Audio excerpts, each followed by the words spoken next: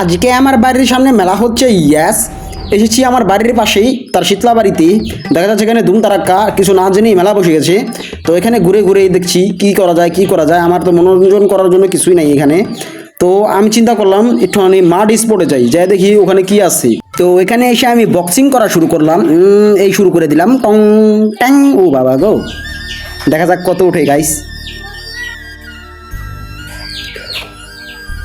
দেখা যাচ্ছে 769 করেছি গাইস।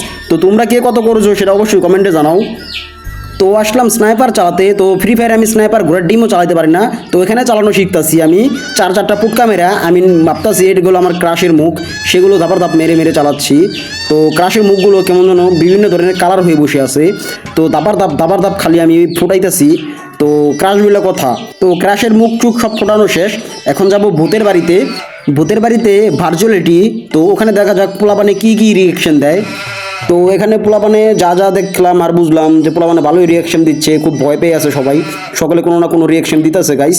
তো আমি ভাবলাম যে আমি একটু ধরবো, কিন্তু এখন না, আরও পরে। কিন্তু লোকটা আমাকে বললো যে আপনাকে এখন না, আপনাকে ফ্রিতেই করাবো, তো আপনি রাতে আসেন, সমস্যা নেই, আপনাকে রাতেই দেখাবো। তো এখানে পোলাপানের মানে রিয়াকশনটা খুবই মারাত্মক ছিল, খুবই জোশ ছিল। যে দেখতেছে সেই ভয় পেতেছে। তো ছেলে পেলে বলে কথা, কিন্তু আমি তো আর পোলাপান না, বুঝেন না।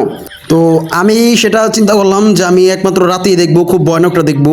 তো আমি সবার সামনে তো আর এমন ভয় পেতে পারি না, আর রাতে দেখবো কেউ যাতে না দেখে। তো এখন ছেলেবেলের ইটা শেষ হোক, তারপর আমি রাতেই শুরু করবো। তার আগে কিছুটা ট্যুর দিয়ে আসি আমি গাইস। এই ছেলের রিয়াকশনটাও কিন্তু গাইস মারাত্মক ছিল। ছেলেটা খুবই ভয় পায়, কারণ তারা ভূতকে খুবই ভয় পায়, সেজন্য তাদেরকে ভূতই ধরা হয়েছে।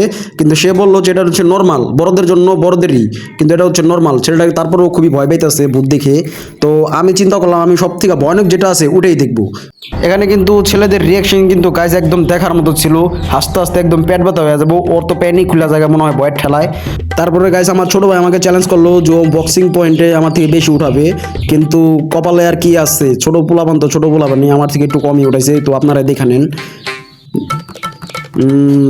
754 উঠাইছে গাইস, দেখতে পারতেছেন, ছোট পোলাপান তো ছোট পোলাপান। তো ফাইনালি গাইস আমি এখন বিদেশি ভূত দেখার জন্য তৈরি হয়ে গেলাম। আশেপাশে তাকাই দেখি কত সুন্দর ম্যাডামরা ড্যান্স করতেছে এবং আমাকে হাই হাই বলে ডাকতেছে। তো আমি তো খুবই খুশি। একজনকে আমি ডাক দিলাম, সে আসতেছে, সে কাছে আসতেছে। আমি তো খুবই খুশি যে আমার সাথে রোম্যান্স হবে। কিন্তু গাইস, কিন্তু সামনে এসে দেখি এটা একটা সাতচুন্নি।